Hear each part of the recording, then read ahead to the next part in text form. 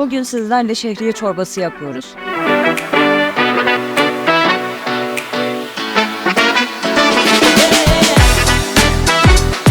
Sebzeleri küp küp doğrayalım.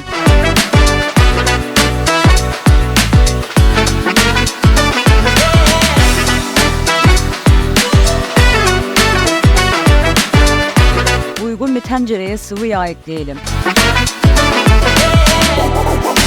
Bütün sebzeleri ekleyip birkaç dakika kavuralım.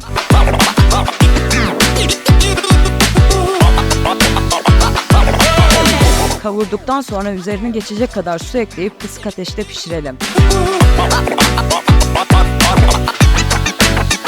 Sebzelerimiz piştikten sonra tamamen pürüzsüz olana kadar blenderdan geçirelim. Ardından sıcak suyumuzu ve şehriyemizi ekleyelim. Baharatları ekleyip 8-10 dakika pişmeye bırakalım. Pişirme işlemi bitince maydanozu ekleyelim.